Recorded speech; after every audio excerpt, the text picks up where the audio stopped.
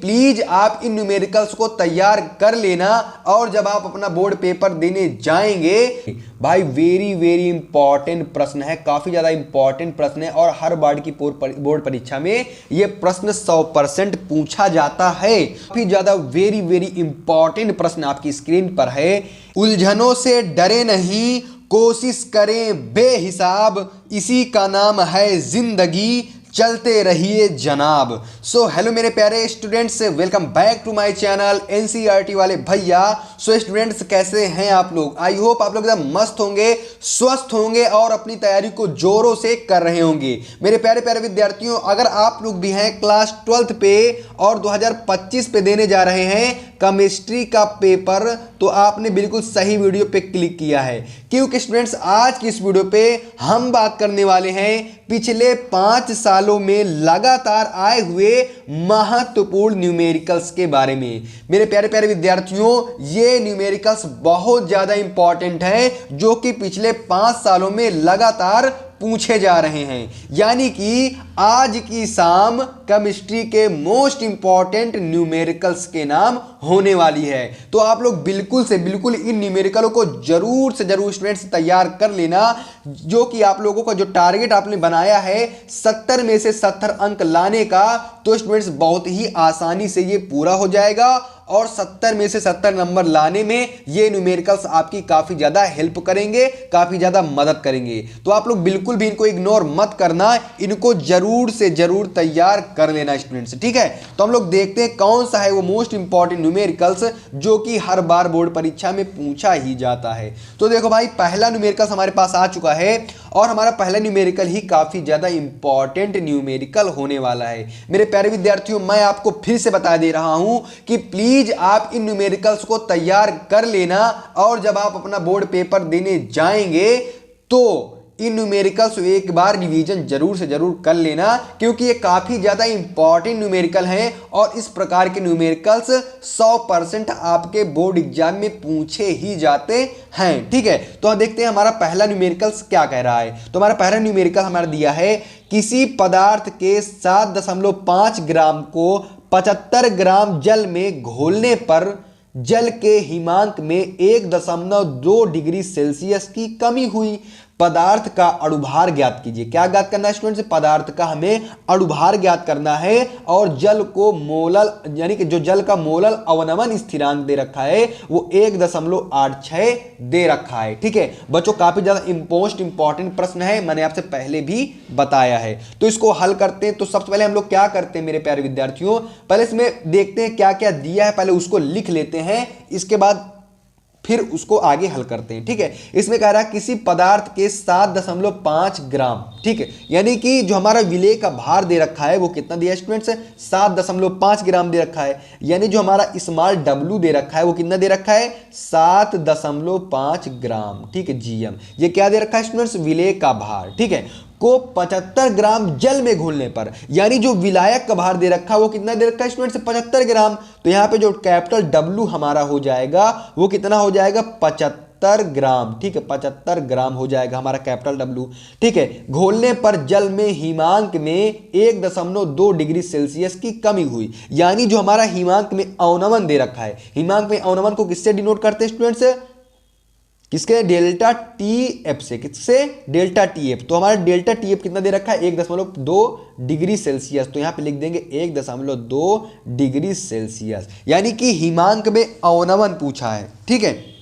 अब देखो delta T A बराबर हमने क्या रख दिया? 1.2 डिग्री सेल्सियस। काफी ज्यादा स्टूडेंट्स को ये क्वेश्चन आ भी रहा होगा, तो जितने भी स्टूडेंट्स को ये क्वेश्चन आ रहा है तो प्लीज कमेंट बॉक्स में मुझसे पहले करने की कोशिश करें और इसका आंसर कमेंट करें, ठीक है। तो देखो यहां पे हमने क्या लिख दिया? हिमांक में अवनमन लिख दिया, ठीक है। पदार्थ का हमें अणुभार ज्ञात करना है। क्या ज्ञात करना है स्टूडेंट्स? अणुभार, यानी कि एम हमको ज्ञात करना है और यहां पे मोलल अवनमन स्थिरांक 1.86 दे रखा है। यानी मोलर अवनमन स्थिरांक को किससे डिनोट करते हैं? के एफ से, ठीक है। तो जो हमारा के एफ दे रखा है वो 1.86 दे रखा है। हमें क्या ज्ञात करना है? अणुभार, यानी कि हमें स्टूडेंट्स एम को ज्ञात करना है, ठीक है। तो हमने सभी के मानों को लिख लिया है। अब हम क्या करते हैं स्टूडेंट्स, जो हमारा सूत्र है, फार्मूला, उसको लिखते हैं और देखते हैं कैसे इसको अप्लाई करेंगे। तो हमारा जो फार्मूला होता है डेल्टा टी एफ बराबर होता है 1000, इनको जरूर स्टूडेंट्स आप लोग याद कर लेना इन फार्मूलों को, गुणे के एफ इंटू डब्लू यानी कि स्मॉल डब्लू अपान एम इंटू कैपिटल वाला डब्लू।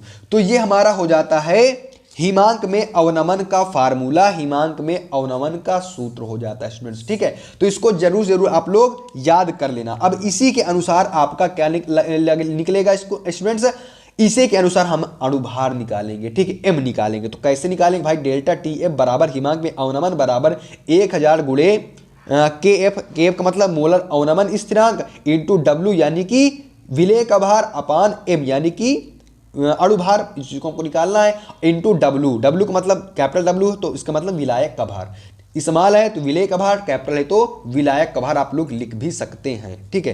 तो यहाँ पे देखो एक काम करते हैं, एम को इधर ले आते हैं क्योंकि हमको एम निकालना है और इसको इधर ले जाते हैं। तो यहाँ पे आ जाएगा एम बराबर कितना आ जाएगा, यहाँ पे एम बराबर 1000 है तो यहाँ पे 1000 लिख दो, ठीक है, 1000 लिख दो, इंटू के एफ है तो हमारा के एफ का मान कितना है 1.86, तो यहाँ पे लिख दो 1.86 इंटू स्मॉल डब्ल्यू कितना दे रखा है 7.5, तो यहाँ पे लिख दो आप लोग 7.5, ठीक है, 7.5 अपान एम, इसको इधर ले आए थे ना, तो डेल्टा टी एफ कितना दे रखा है 1.2 डिग्री सेल्सियस, तो यहाँ पे लिख दो 1.2 इंटू सिंबल है डब्ल्यू यानी कि विलायक का भार, तो 75 ग्राम दे रखा है, तो यहाँ पे लिख दो स्टूडेंट्स आप लोग 75, ठीक है। अब आप लोग देखो यहाँ पे यहाँ क्या हो रहा है, ठीक है, यहाँ पे देखो, यहाँ पे आप लिखो एम बराबर, यहाँ पे 1000 है, यहाँ पे कितना 1000, तो अगर हम इसे 1000 100 ले लें, 100 का गुणा 1.86 में करते हैं तो यहाँ पे कितना आ जाएगा स्टूडेंट्स, यहाँ पे आ जाएगा 186, कितना आ जाएगा 186 इंटू, अब यहाँ पे 10 बचेगा, 10 का गुणा इसमें कर देंगे 7.5 तो यहाँ पे आ जाएगा 75, ठीक है। आराम से बता रहा हूँ कि जो हमारा छोटा सा छोटा विद्यार्थी जिसको कुछ नहीं आता तो वो भी इन न्यूमेरिकल्स को आराम से लगा सके, तैयार कर ले और बोर्ड परीक्षा में फाड़ दे, ठीक है। तो देखो भाई अपान में हमारा क्या था 1/2, तो यहाँ पे लिख देंगे 1/2 इंटू यहाँ पे 75, तो यहाँ पे लिख दो 75, सिंपल है, यहाँ 75 से 75 चला जाएगा, क्या हो जाएगा 75 से 75 चला जाएगा, यहाँ पे क्या बचेगा m इज इक्वल टू, यहाँ पे क्या आएगा m इज इक्वल टू, अब भाई देखो 186 दे रखा है तो यहाँ पे लिख दो आप लोग 186, ठीक है, इसको हटाओगे यहाँ पे एक जीरो लगा दो, अपान में 12 लिख दो, बिल्कुल आसान है, कोई दिक्कत वाली बात नहीं, स्टूडेंट्स को समझ में भी आ रहा है, ठीक है। तो देखो अब यहाँ से 12 से इसको काट दो तो कितना आएगा 12 1 जा 12 हो जाएगा, ठीक है, 12 5 जा 60, 12 5 जा 60 यानी कि 155 आया। जो हमारा अणुभार निकल के आया स्टूडेंट्स वो कितना निकल के आया 155, ठीक है, 155 यानी कि 155। तो इसी को हमें ज्ञात करना था स्टूडेंट्स और यही हमारा निकल के आ चुका है जो कि हमारा फाइनल आंसर हो जाएगा। आई होप आप लोगों को ये वाला क्वेश्चन आराम से समझ में आ गया होगा। आप लोग अच्छे तरीके से देख लीजिए और स्क्रीनशॉट करते चलिए, ठीक है, या कॉपी पेन लेके बैठिए या तो स्क्रीनशॉट करते चलिए, यहाँ स्क्रीनशॉट कर लो, इसके बाद यहाँ तक स्क्रीनशॉट कर लो, इसके बाद यहाँ तक स्क्रीनशॉट कर लो। और ये वाला हमारा प्रश्न काफ़ी ज़्यादा इंपॉर्टेंट था, इसको हमने फिनिश कर लिया है। अब चलते हैं अगले प्रश्न की ओर। चलिए भाई अगला प्रश्न देखते हैं हम लोग। हमारा अगला प्रश्न क्या कह रहा है, सल्फ्यूरिक अम्ल का एक नमूना 94% W/V है और उसका घनत्व 1.84 ग्राम प्रति मिली है, इस विलयन की मोललता ज्ञात कीजिए। भाई वेरी इंपॉर्टेंट प्रश्न है, काफी ज्यादा इंपॉर्टेंट प्रश्न है और हर बार की बोर्ड परीक्षा में ये प्रश्न 100% पूछा जाता है। तो आप लोग इसको जरूर से जरूर स्टूडेंट्स तैयार कर लीजिएगा, ठीक है। हमारा देखो क्या कर रहा है, सल्फ्यूरिक अम्ल का एक नमूना 94% है। तो भाई अगर परसेंट में दे रखा है तो उसको आप लोग ग्राम में मान लो, मैं आपको बता रहा हूं। यानी जो हमारा विलेय का भार दे रखा है, विलेय का भार यानी कि W बराबर जो हमें दे रखा है वो दे रखा है स्टूडेंट से 94% यानी कि 94 ग्राम, ठीक है, 94 ग्राम विलेय का भार दे रखा है। अब कह रहा है और उसका घनत्व डेंसिटी, भाई घनत्व कितना देखा है 1.84 ग्राम प्रति मिली, यानी यहाँ पे घनत्व लिखो, क्या लिख दो आप घनत्व, ठीक है, घनत्व लिखो। भाई हमारा घनत्व कितना रखा है प्यारे प्यारे बच्चों 1.84 ग्राम प्रति मिली दे रखा है, ठीक है, यानी घनत्व बराबर 1.84 ग्राम प्रति मिली ml दे रखा है, ठीक है, मिली या ml कुछ भी आप लोग बोल सकते हैं। तो देखो अब ये हमारा निकल आया। अब हमको क्या निकालना भाई, अगर हम विलयन का द्रव्यमान निकाल लें, क्या निकालने, विलयन का द्रव्यमान निकालने, तो हमें विलायक का भी भार पता चल जाएगा, है ना। तो अब देखो भाई, क्योंकि हमको निकालना क्या है, मोललता ज्ञात करनी है भाई। देखते चलो, हर एक चीज समझ में आएगी आप लोगों को। अगर ना समझ में आए तो वीडियो को एक बार दोबारा देख लो यार, सारी चीजें आप लोगों को समझ में आ जाएगी, ठीक है। तो यहाँ पे जो हमारा होता है, एक सूत्र होता है विलयन का आयतन, क्या भाई, विलयन का द्रव्यमान, सॉरी द्रव्यमान, ठीक है। विलयन का जो द्रव्यमान होता है वो बराबर क्या होता है स्टूडेंट्स, आयतन, ठीक है, आयतन गुणे घनत्व। क्या होता है, आयतन गुणे घनत्व। विलयन का जो द्रव्यमान होता है वो होता है आयतन गुणे घनत्व, ठीक है। अब देखो भाई, अब आप पूछो सर जी आयतन हमको पता नहीं, आयतन कैसे पता चलेगा। तो देखो, अगर कोई भी चीज परसेंटेज में दे रखी हो तो हम लोग हमेशा आयतन को 100% मान के चलते हैं, यानी कि 100 ml मान के चलते हैं। तो यहाँ पे आयतन आप लोग हरदम 100 ले लीजिएगा, ठीक है, इंटू घनत्व हमने निकाल, जो हमारा पेपर में दे रखा है 1.84, ठीक है, 1.84। अगर आप लोग इसका गुणा करेंगे भाई तो सब लोगों को पता है 184 आंसर आएगा, ठीक है, 184। यानी कि जो हमारा क्या निकल के आया, विलयन का द्रव्यमान निकल के आया वो 184 निकल के आया। अब आप लोग क्या कर सकते हैं, विलायक का भार निकाल सकते हैं, यानी कि जो हमारे विलेय का भार तो हमें दे रखा है, अब आप क्या करेंगे भाई, विलायक का भार, क्योंकि हमें विलयन का पूरा भार पता चल गया है तो हम लोग विलायक का भार निकाल सकते हैं। कैसे, विलयन के जो हमारा भार निकल के आया उससे इसको घटा दें तो हमें क्या निकल के आएगा स्टूडेंट्स, विलायक का भार निकल के आएगा। तो यहाँ पे आप लोग लिख लीजिए विलायक का भार, ठीक, क्या लिख लीजिए भाई, विलायक का भार। तो इज इक्वल टू क्या निकल के आएगा, अगर हम लोग 184 से माइनस कर दे 94 को तो हमें क्या निकल के आएगा, जो हमारा विलायक का भार निकल के आएगा वो आएगा 90 ग्राम, ठीक है। कितना निकल के आएगा भाई, 90 ग्राम। इसको कैसे डिनोट करते हैं, कैपिटल W से डिनोट करते हैं, बच्चा जानता है कैपिटल W से डिनोट करते हैं। अब भाई, अब हमें अनुभार निकालने की जरूरत हो। यहाँ पे क्या लिखा है भाई, सल्फ्यूरिक अम्ल। तो सल्फ्यूरिक अम्ल का सूत्र क्या होता है, सब लोगों को पता होना चाहिए। सल्फ्यूरिक अम्ल का सूत्र क्या होता है, H2SO4 होता है। कितना होता है, H2SO4। तो इसका हम लोग क्या निकालेंगे, M निकालेंगे। M का मतलब स्टूडेंट्स अणुभार, ठीक है। तो देखो 2 into 1 यानी कि 2 निकल के आएगा, प्लस में सल्फर का 32 होता है तो 32 लिख लो, प्लस में 4 है 4 लिख लो, इंटू ऑक्सीजन का 16 होता है तो यहाँ पे 16 लिख लो। सब लोगों को अणुभार निकालना आता होगा। तो यहाँ पे हो जाएगा भाई 34 और यहाँ पे हो जाएगा 64, ठीक है। तो 34 कितना होता है, 34 और 64 कितना होता है स्टूडेंट्स, 98 होता है। यानी M बराबर हमारा कितना निकल के आएगा स्टूडेंट्स, 98। तो हमें क्या निकल के आया भाई, अणुभार निकल के आया। क्या निकल के आया, अणुभार। बस हो गया। अब आप लोग क्या लगा दो, सूत्र लगा दो, किसका, मोललता निकालने वाला सूत्र। तो हम लोग यहाँ पे M डैश से डिनोट करते हैं, क्योंकि यहाँ पे M निकाल दिए हैं, एक है तो यहाँ पे M डैश से डिनोट कर दो। M डैश बराबर क्या होता है भाई, भार बटा अणुभार इंटू विलायक का भार गुणे में क्या हो जाता है स्टूडेंट्स, 100 हो जाता है, ठीक है, वो सॉरी 1000 हो जाता है। यही हमारा क्या होता है मेरे प्यारे विद्यार्थियों, सॉरी यही हमारा क्या हो जाता है, यही हमारा हो जाता है मोललता निकालने का फार्मूला, मोललता निकालने का सूत्र हो जाता है, ठीक है। तो इसी के अनुसार हम लोग लिख देंगे। तो यहाँ पे M डैश बराबर क्या आ जाएगा, W का मान कितना दे रखा है एक बार मैं आपको दिखा देता हूँ। W का मान दे रखा है 94। तो यहाँ पे आप लोग सीधा आराम से लिख दो 94, ठीक है, 94 लिख दिया। अपान में M का मान हमने 98 निकाला तो यहाँ पे लिख दो 98 इंटू कैपिटल W का मान कितना निकाला भाई, 90 निकाला। तो यहाँ पे आप लोग लिख दो 90, ठीक है, आसान भाषा में समझा रहा हूं। 90 इंटू यहाँ पे लिख दो 1000, यानी 1000 का हमें गुणा भी करना होता है हमारे सूत्र अनुसार, यानी कि फार्मूले के अकॉर्डिंग, ठीक है। अब भाई M डैश बराबर क्या हो जाएगा, 94 के इसमें 1000 में गुणा करो तो कितना हो जाएगा, 94,000 हो जाएगा। अब इसका इसमें गुणा करो, यानी कि 9×8 = 22, 72, 2 आया, 7 आया, 9 81, यानी 88, यानी कितना आएगा 88, सॉरी दिख नहीं रहा होगा आपको, 882 लास्ट में 0 है तो यहाँ पे भी 0 लगा दो, ठीक है। अब आप लोग इसको काटो, ठीक है, इसको आप लोग काटो तो कितना आएगा भाई काटने में, कहा करे सर जी इतना बड़ा कटवाएंगे, तो भाई बिल्कुल कटवाएंगे। कितना आएगा पेपर में, क्योंकि आप लोगों को करना होगा। तो भाई 8 यानी कि लगभग यहाँ पे एक बार में जाएगा, इसके बाद भाग नखाओ 0.6, लगभग ये 10.6 में जाएगा। कितनी बार में जाएगा, 10.6। तो इसका जो मोललता निकल के आएगी वो कितनी निकल के आएगी 10.6। तो यही आपका राइट आंसर हो जाएगा। ठीक है स्टूडेंट्स, तो काफ़ी ज़्यादा इंपॉर्टेंट सवाल था, काफ़ी ज़्यादा मोस्ट इंपॉर्टेंट सवाल था, तो इसको भी आप लोग जरूर से जरूर स्टूडेंट्स तैयार कर लेना। ठीक है, कॉपी पेन लेके जरूर से जरूर बैठना और इसको आराम से तैयार कर लेना, अच्छे तरीके से इसको लगा लेना। ठीक है, तो स्टूडेंट्स आई होप आप लोगों को ये सवाल समझ में आ गया होगा।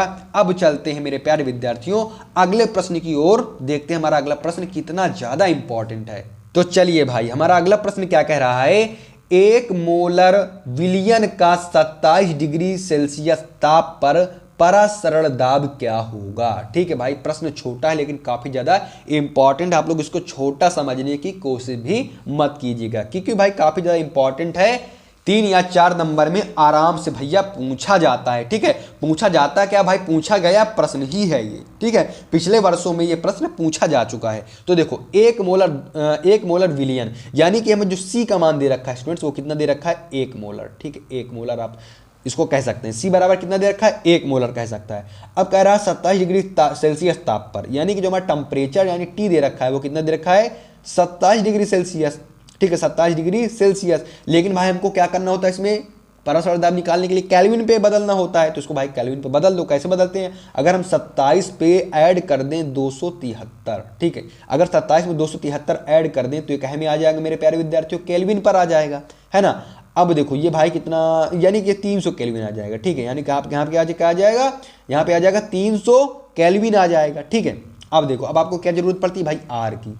ठीक है, तो आर भाई आर बराबर क्या होता है 0.0821। इसको तो भाई आप लोगों को याद ही करना पड़ेगा। ठीक है, अब हमको क्या पूछा है भाई परासरल दाब, यानी इसको पाई से डिनोट करते हैं। तो पाई बराबर क्या होगा हमसे पूछ रखा है। ठीक है, तो अब इसका सूत्र क्या होता है भाई, सब लोगों को पता होगा या याद कर लो। पाई बराबर इसमें जो अप्लाई होगा, इसके तो बहुत सारे सूत्र होते हैं लेकिन पाई बराबर CRT इसमें जो अप्लाई होगा वो मैं आपको बता रहा हूं। ठीक है, तो पाई बराबर CRT ये वाला हमारा क्या हो जाता है स्टूडेंट्स, फार्मूला हो जाता है या सूत्र हो जाता है। तो यहाँ पे पाई बराबर क्या निकालना, पाई बराबर सी का मान कितना हम लोगों ने कितना दे रखा पेपर में 1 दे रखा है। तो यहाँ पे सी बराबर कितना रख लो आप लोग भाई 1 रख लो। ठीक है, 1 इंटू में आर का मान आपको याद करना पड़ेगा कितना दे रखा है 0.0821। ठीक है, 0.0821 इंटू भाई टी अभी आप लोगों ने निकाला 300 केल्विन। तो यहाँ पे क्या लिख दो 300। ठीक है, 300। तो देखो पाई बराबर कितना निकल के आएगा भाई, पाई बराबर यानी इससे तो कोई मतलब ही नहीं, तो एक ही हो जाएगा। 3 1 3 आएगा।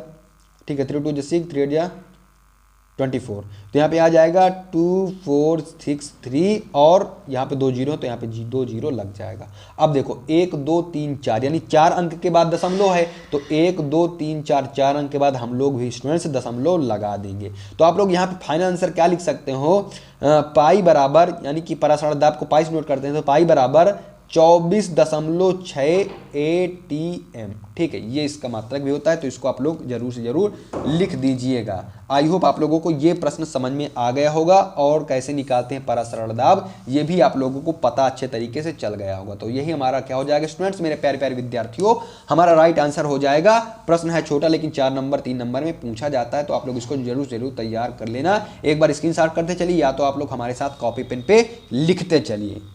ठीक है, तो भाई चलते हैं अगले प्रश्न की ओर। चलिए भाई हम लोग अगला प्रश्न हम अपना देखते हैं। यहाँ पे दे रखा है 298 केल्विन पर, यानी कि ताप दे रखा है 298 केल्विन पर 0.20 मोल KCl विलयन की चालकता 0.025 साइमन प्रति सेंटीमीटर है। इसकी मोलर चालकता ज्ञात कीजिए। काफी ज्यादा मोस्ट इंपॉर्टेंट प्रश्न है और ये इस बार के बोर्ड परीक्षा में जरूर से जरूर आने वाला है, तो आप लोग इसको जरूर से जरूर भैया तैयार कर लीजिए। ठीक है, तो देखो यहाँ पे क्या देखा है 298 केल्विन यानी ताप दे रखा है, तो हमको भाई ताप से कोई मतलब नहीं है। ठीक है, इसके बाद दे रखा है 0.20 मोल, यानी कि जो इसकी मोलरता दे रखी है m बराबर क्या दे रखा है भाई 0.20 मोल दे रखा है। ठीक है, 0.20 मोल।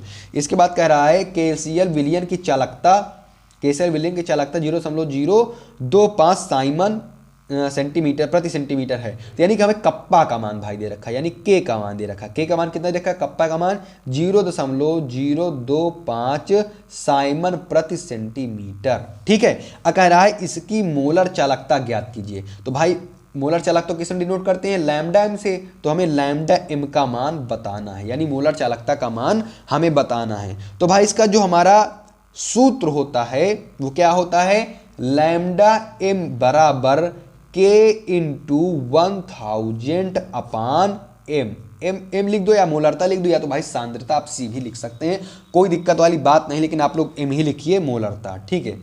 ये हमारा क्या हो जाता है स्टूडेंट्स, ये हमारा सूत्र हो जाता है, फार्मूला हो जाता है। तो इसको भी आप लोग तैयार कर लो और अच्छे तरीके से याद भी कर लो, ठीक है। तो इसी के अनुसार हमारा क्या निकल के आएगा, आंसर निकल के आएगा।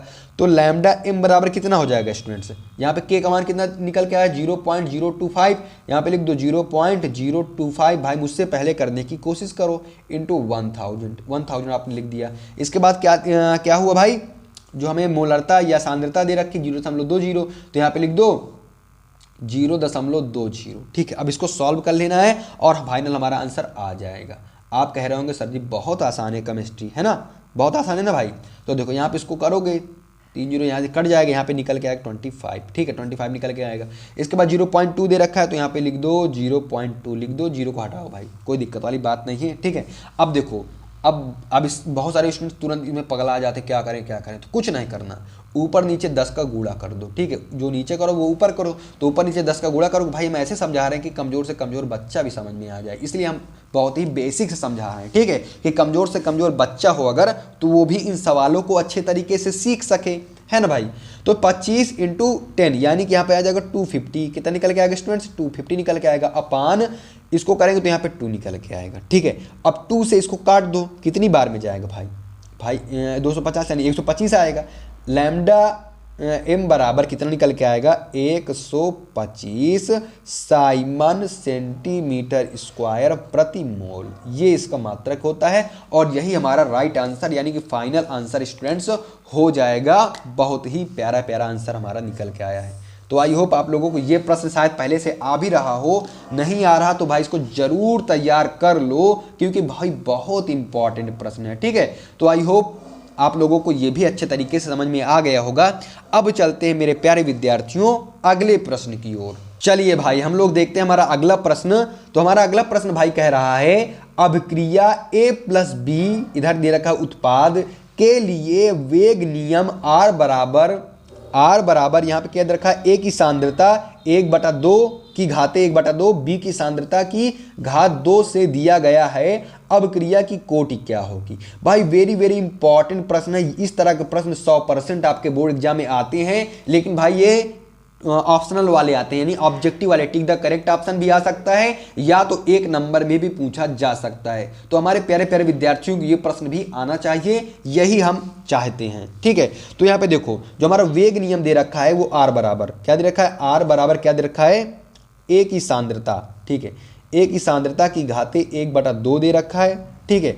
और यहाँ पे B की सांद्रता, ठीक है, B की सांद्रता की घात यहाँ पे 2 दे रखा है। इसके पहले मैं आपको आणविकता, अभिक्रिया की कोटि और आणविकता में संबंध बता चुका हूँ, ठीक है। तो आई होप आप लोगों को वो चीज़ भी याद होगी अगर आप लोग चैनल से जुड़े हैं, ठीक है। तो R बराबर A की सांद्रता 1 की घात 1/2, B की सांद्रता की घात 2। इसके बाद देखो भाई हमारा जो सूत्र होता है कोटि, क्या होता है भाई, कोटि। तो यहाँ पे देखो कोटि का जो हमारा सूत्र होता है वो क्या होता है, x + y, ठीक है, x + y यानी कोटि बराबर क्या होती है भाई, x + y, यानी इनकी घातों को हम जोड़ देते हैं। बहुत आसान प्रश्न है भाई, ठीक है। तो यहाँ पे कोटि क्या निकल के आते हैं, यानी कि जो हमारी कोटि होती है वो अभिकारक की सांद्रता की घातों का योग होता है। क्या होता है भाई, अभिकारक की सांद्रता, अभिकारक यहाँ पे अभिकारक है ना, ये अभिकारक है, उत्पाद है, तो अभिकारक की सांद्रता की घातों का योग होता है। तो इनकी जो हमारी कोटि हो जाएगी, इनकी घातों का योग हो जाएगी। अब ऐसा 1 नंबर में कभी कभी आ जाते हैं, कोटि क्या है तो बता देना आप लोग। अभिकारक की सांद्रता की घातों का योग को हम क्या कहते हैं स्टूडेंट्स, अभिक्रिया की कोटि कहते हैं, ठीक है। तो यहाँ पे जो हमारी कोटि निकल के आएगी, कोटि वो क्या है भाई, 1/2 2 है, तो यहाँ पे 1/2 धन 2 ये निकल के आ जाएगा 5/2। ये आपका क्या हो जाएगा स्टूडेंट्स, यही आपका अभिक्रिया की कोटि, यानी कि यहाँ पे लिख दो कोटि, आराम से प्यारे प्यारे शब्दों में, जल्दबाजी नहीं करना है, और यही आपका आंसर निकल के आ जाएगा, ठीक है।